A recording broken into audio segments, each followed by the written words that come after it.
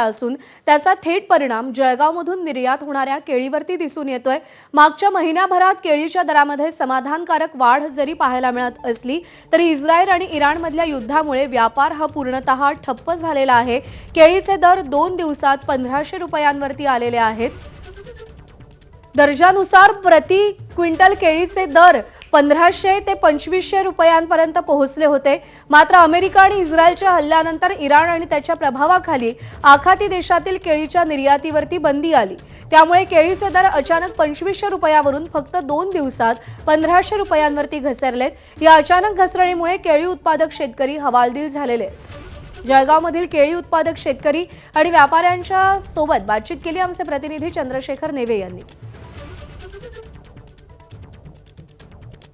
America आणि इस्रायलने इराणवरती हल्ला केला आणि त्यानंतर खरं तर जगाच्या अर्थव्यवस्थेवरती त्याचा परिणाम होताना आपल्याला पाहायला मिळतोय। जळगावच्या शेतकऱ्यांना देखील आता त्याचा फटका बसू लागलेला आहे। हा कशा पद्धतीमध्ये शेतकऱ्यांचं नुकसान होतंय या सगळ्याच्या संदर्भात जळगावातले काही शेतकरी आहेत, केळी उत्पादक आहेत, हरभरा उत्पादक आहेत, त्यांच्याशी आपण बातचीत करणार आहोत। काय सांगाल, कसं नुकसान होतं या सगळ्या संदर्भामध्ये? जळगावची जी केळी आहे ही मुख्यत्वे करून आखाती देशांमध्ये निर्यात केली जाते आणि त्याच्यात पण जो मोठा जो आयातदार देश आहे तो इराण आहे आणि जळगाव जिल्ह्यातून जवळपास 10 ते 12 कंटेनर रोज आपण निर्यात करत असो। पण या युद्धजन्य परिस्थिती, युद्ध जे सुरू होऊन गेलं त्याच्यामुळे जे केळीचे दर जे आहेत हे 8 दिवसामध्ये जे 2200-2500 वरून जे 1400-1500 वर आले। व्यापाऱ्यांचं म्हणणं आहे की युद्धजन्य परिस्थितीमुळे आम्हालाही एक्सपोर्टला पुढे प्रॉब्लेम येऊ शकतो, या हिशोबाने त्यांनी आता हात आखडता केलेला आहे। बरोबर।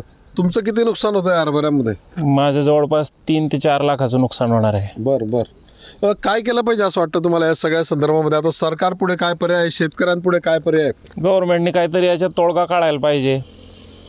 एकतर त्यांनी स्टोरेज कॅपॅसिटी वाढवायला पाहिजे किंवा मग एक्सपोर्टच्या ठिकाणी ज्या मार्गाने जात आहे आता आपला माल, तर त्यांनी पर्यायी मार्गाचा वापर करून एक्सपोर्ट करायला पाहिजे। व्यापाऱ्यांच्या मते युद्धजन्य परिस्थितीमुळे जगभरातली मागणी कमी झालेली आहे, मात्र स्थानिक बाजारपेठेत आजही मागणी मोठी आहे। कारण रमजान हा महिना चाललेला आहे। मुस्लिम बांधवांच्या दृष्टीने या काळामध्ये फळांना मोठी मागणी असते, त्यामुळे कदाचित पुढच्या काळात अजूनही मागणी वाढेल आणि दर वाढतील असा विश्वास व्यापाऱ्यांना देखील आहे। चंद्रशेखर नेवे, ABP माझा, जळगाव।